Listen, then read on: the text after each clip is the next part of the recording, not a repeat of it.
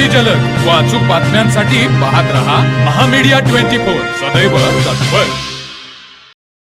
जनगोंड बापांनी आयुष्यभर घरावर तुळशीपत्र ठेवून गावासाठी आणि जनहितासाठी काम केलं। त्यांच्या पश्चात त्यांच्या नावाने पुरस्कार सोहळा होता, हे बघून मन भरून आलं, असं प्रतिपादन माजी मंत्री प्रकाश आवाडे यांनी केलं। ते माणगाव येथे आयोजित जनगोंडा पाटील यांच्या स्मृतिप्रित्यर्थ आयोजित पुरस्कार सोहळ्यात बोलत होते। अध्यक्षस्थानी माजी खासदार राजू शेट्टी होते। पुढे बोलताना आवाडे म्हणाले, माझ्या उमेदीच्या काळापासून मी जनगोंडा बापांना बघत आलो। त्यांना राजकारणापेक्षा चळवळीची ओढ जास्त होती। शरद जोशींना कोल्हापूर जिल्ह्यात पहिल्यांदा आणण्याचं श्रेय बापांना जातं, ज्यांनी अखेरच्या क्षणापर्यंत चळवळ जिवंत ठेवली। अध्यक्षस्थानावरून बोलताना माजी खासदार राजू शेट्टी म्हणाले, जनगोंडा बाप्पा हे चळवळीचे जनक होते। स्वाभिमानी शेतकरी संघटना ही त्यांच्याच प्रेरणेतून स्थापन झाली आहे। बाप्पांच्या बरोबर घालवलेल्या अनेक आठवणी सांगता येतील। माझ्यासारखी कार्यकर्ते घडवण्यात बाबांचा मोलाचा वाटा आहे। जसे बापांनी शेवटच्या क्षणापर्यंत पदाची अपेक्षा न ठेवता चळवळीला वाहून घेतलं होतं, त्याच पावलावर पाऊल टाकत चळवळ जिवंत ठेवण्याचा प्रयत्न आम्ही करतोय। दरम्यान यावेळी कुशल धन्वंतरी पुरस्कार डॉक्टर AP पाटील, यशस्वी उद्योजक पुरस्कार सुभाष जगदाळे, आदर्श शेतकरी पुरस्कार जंबू भरमगोंडा यांना मान्यवरांच्या हस्ते प्रदान करण्यात आला। कार्यक्रमाला आमदार अशोकराव माने, ज्येष्ठ नेते जयकुमार कोले, सरपंच डॉक्टर राजू मगदूम, प्राध्यापक DA पाटील, कर्मवीर मल्टीस्टेटचे व्हाईस चेअरमन अमोल पाटील, उपसरपंच विद्या जोग, IY मुल्ला, जनगोंडा पाटील, माणगाव सोसायटीचे chairman Rajgonda Patil, vice chairman Akhtar Bhallar, Mahavir पाणी पुरवठ्याचे chairman Ajit Magdum, vice chairman Ajit Kothale, Sharada दूध संस्थेचे chairman Balasaheb Wanwade, vice chairman Kumar Aate, Karmaveer मल्टीस्टेटचे सुकुमार पाटील, माजी सरपंच अनिल पाटील यांच्यासह सर्व ग्रामपंचायत सदस्य व ग्रामस्थ मोठ्या संख्येने उपस्थित होते। दरम्यान कार्यक्रमाचं स्वागत व प्रास्ताविक अभय वनवाडे यांनी तर आभार अख्तर भालदार यांनी मांडले।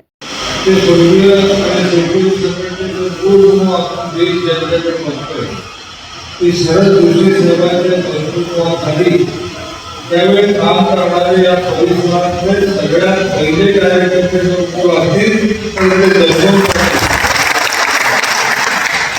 माझा एक जनगोंडाचा खूप जुना गुणात्मक संबंध आहे। राजकारणात 85 ला पहिल्यांदा आमदारकीची संधी मिळाली ती यावेळी गावात 2 गट, एक बाबा पाटलांचा गट आणि दुसरा जनगोंड पाटलांचा गट।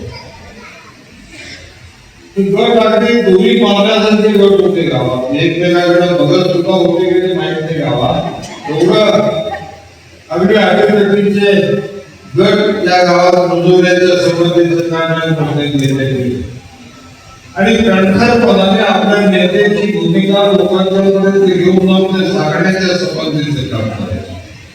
मी जनगोंड काकांच्या संपर्कात त्यावेळेपासून आलो, त्यानंतर त्यांनी मला सांगितलं शरद जोशींच्या संबंधित निपाणीचं आंदोलन सुरू होतं। निपाणीच्या आंदोलनाला शरद जोशी साहेब येणार होते। त्यावेळी जनगोंड काकांनी मला सांगितलं, प्रकाश काय वाटत नाही करायचं, पण शरद जोशी साहेबांच्या इतरमध्ये सत्कार करायचे आणि सहभागी। जनगोंड काकांनी मला सांगितलं, तुम्ही ताबडतोब आमच्या त्यावेळेस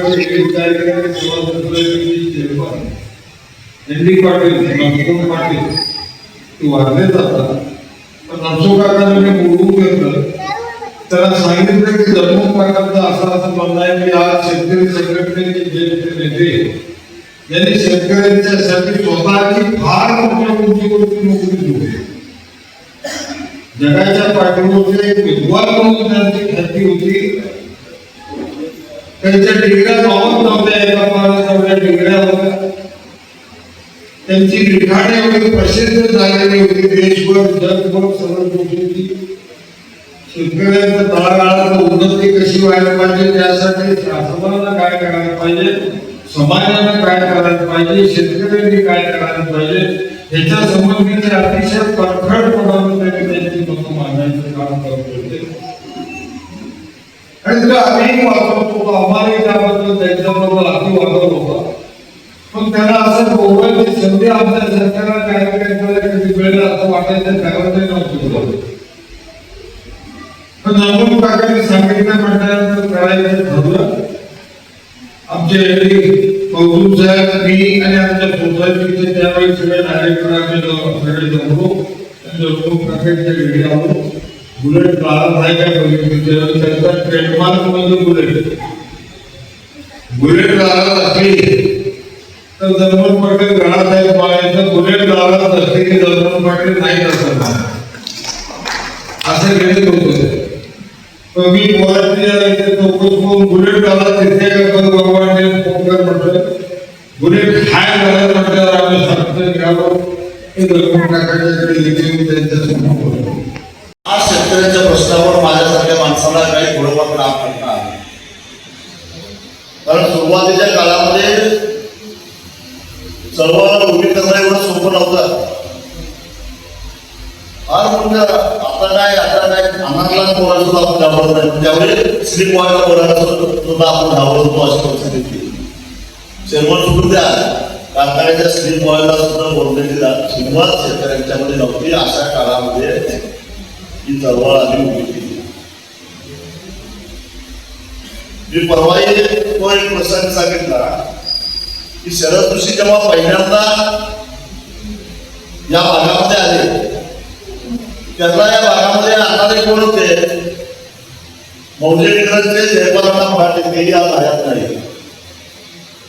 जन्मन काका आणि मला वाटतं सांगवडीचे जन्मन पाटील आणि खंडेराव गाडगे, भगवान काटे, बापूसाहेब चौगले वळवण्याचे या लोकांनी खऱ्या अर्थाला शरद ऋषींना या भागामध्ये आणलं. ते सोपं नव्हतं. शरद ऋषी म्हणजे शेतकऱ्यांची दुःखी भडकवणारा माणूस असं इथल्या प्रस्तावित होणाऱ्यांचं मत होतं. जसं मी शेतकऱ्यांची दुःखी भडकवतोय असं अनेकांचं मत आहे, तसं त्या काळामध्ये शरद ऋषी हा शेतकऱ्यांना भडकवणारा माणूस आहे.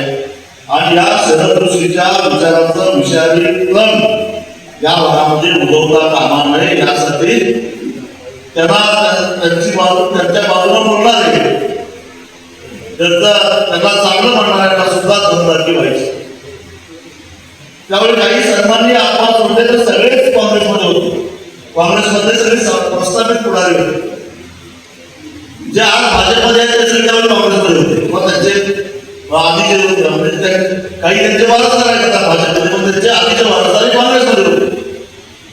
कारण या लोकांना सवय आहे ज्याची सत्ता असतील त्या बाबतीत ते सगळे असतात. आता ह्यांची सत्ता इकडे आहे भाजपची, त्यामुळे काँग्रेसची सत्ता होती काँग्रेसच्या बाजूला, शेतकऱ्यांच्या बाजूला आहेच कोण. पण काका त्यावेळी काँग्रेसमध्ये असून सुद्धा शेतकऱ्यांच्या बाजूला खंबीरपणानं राहिलेले होते. हा एक सन्माननीय अपवाद होता या ठेवा. नुसता अपवाद होता